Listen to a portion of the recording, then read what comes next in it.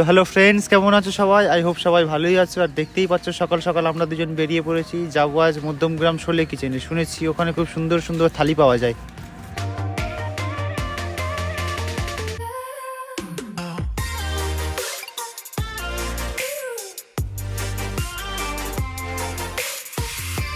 তো ফাইনালি পৌঁছে গেলাম মধ্যমগ্রাম শোলে কিচেনের সামনে। আর চলো ভিতরে গিয়ে দেখা যাক এখানকার খাবার দাবারগুলো কীরকম। আমরা এই ডান সাইডে যেটা দেখতে পাচ্ছি এটা এখানকার কিচেন, আর বাম সাইডে বসার জায়গা। তো তারপর ভিতরে ঢুকে পড়লাম। আর ভিতরে ঢুকে যেটা দেখলাম যে যিনি রেস্টুরেন্টটি করেছে তিনি সত্যিই শোলে মুভির একটি খুব বড় ফ্যান। ভিতরের ইন্টেরিয়ারটা পুরোটা শোলে মুভির ছবি দিয়ে সাজানো, দেখতে খুবই সুন্দর লাগছে। এখানে অমিতাভ বচ্চন, গব্বর আরও অনেকের ছবি দেওয়া আছে, যেহেতু আমি মুভিটা দেখিনি বলে নাম বলতে পারছি না।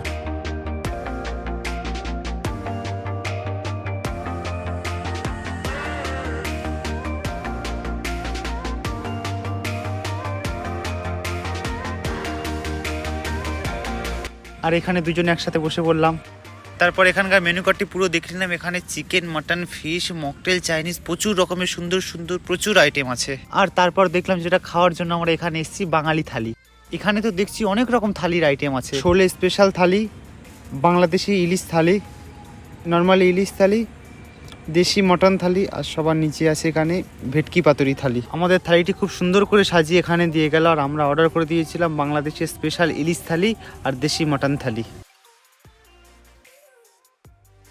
প্রথমেই খেয়ে নিলাম এখানকার লুচি আর ছোলার ডাল।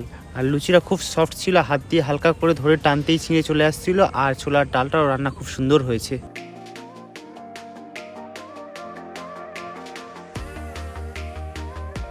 এবার প্লেটে নিয়ে নিলাম এখানকার স্পেশাল বাংলাদেশি ইলিশ ভাপা। আর ইলিশের পিসটা দেখতেই পাচ্ছ যথেষ্ট বড়।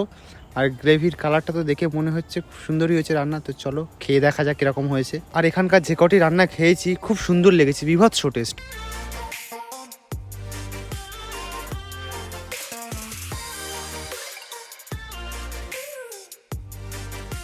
আর এবারে খাবো মাটন। দেখতেই পাচ্ছ ঝরে ঝরে পড়ছে, এক ঐতিহাসিক মুহূর্ত। সবাই ক্যামেরা বন্দি করো। না না, আমি ওরকম ফুড ব্লগার না। তবে সত্যি এখানকার রান্নাবাড়াগুলো খুব সুন্দর। যদি এখান থেকে যাতায়াত করো তাহলে এখানে অবশ্যই একবার ট্রাই করে দেখো, খাবারগুলো খুব সুন্দর।